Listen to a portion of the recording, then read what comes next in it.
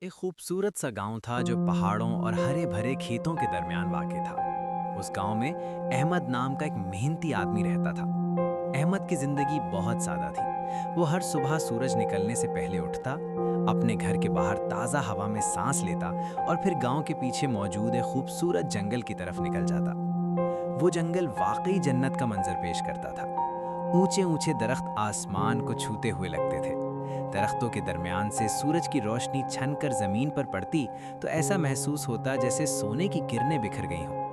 وہاں رنگ برنگے پرندے چہچہاتے تھے، کہیں کوئل کی میٹھی آواز سنائی دیتی اور کہیں چھوٹے چھوٹے جانور درختوں کے نیچے کھیلتے نظر آتے۔ احمد اکثر جنگل میں بیٹھ کر فطرت کی خوبصورتی کو دیکھتا رہتا۔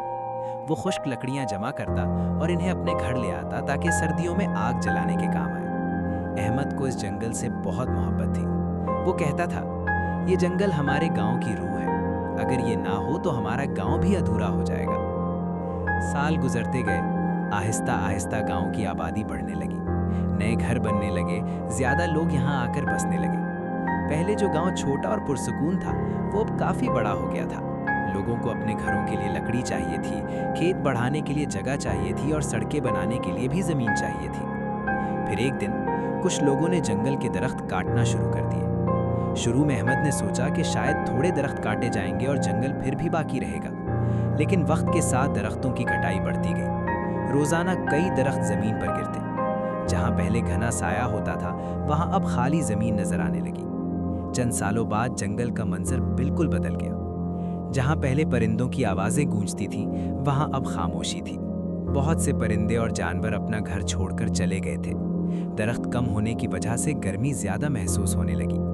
بارشیں بھی پہلے جیسی نہ رہیں۔ گاؤں کے لوگوں کو جلد ہی اس کے اثرات محسوس ہونے لگے۔ زمین خشک ہونے لگی، کنوؤں کا پانی کم ہونے لگا کیونکہ درختوں کی جڑیں زمین میں پانی کو محفوظ رکھنے میں مدد دیتی تھیں۔ جب درخت کم ہو گئے تو پانی بھی زمین میں کم رہنے لگا۔ بعض جگہوں پر سیلاب بھی آنے لگے کیونکہ درخت نہ ہونے کی وجہ سے مٹی بہہ جاتی تھی۔ ایک دن احمد گاؤں کے بچوں کو لے کر اس جگہ گیا جہاں کبھی گھنا جنگل ہوا کرتا تھا۔ اس نے بچوں کو خاموشی سے خالی میدان دکھایا اور کہا، بیٹو، یہاں کبھی بہت خوبصورت جنگل تھا۔ یہاں پرندے گاتے تھے، ہوا ٹھنڈی ہوتی تھی اور زمین بھی زرخیز تھی۔ لیکن جب ہم نے درخت کاٹنے شروع کیے اور نئے درخت نہیں لگائے تو ہم نے اپنی ہی خوبصورتی کو ختم کر دیا۔ بچے حیران ہو کر ادھر ادھر دیکھنے لگے۔ انہیں یقین ہی نہیں آ رہا تھا کہ یہ جگہ کبھی اتنی خوبصورت بھی رہی ہوگی۔ احمد نے پھر کہا، لیکن ابھی بھی دیر نہیں ہوئی۔ اگر ہم چاہیں تو دوبارہ درخت لگا سکتے ہیں۔ اگر ہر انسان ایک درخت بھی لگائے تو چند سالوں میں یہ جگہ پھر سے ہری بھری ہو سکتی ہے۔ اس دن کے بعد گاؤں کے کچھ لوگوں نے احمد کی بات پر غور کیا۔ انہوں نے نئے درخت لگانے شروع کیے۔ بچوں نے بھی اس کام میں حصہ لیا۔ آہستہ آہستہ چھوٹے پودے زمین سے نکلنے لگے اور امید کی ایک نئی کہانی شروع ہوئی۔ پیغام اور مشورہ۔ یہ کہانی ہمیں یہ سکھاتی ہے کہ جنگلات ہماری زمین کی زندگی ہیں۔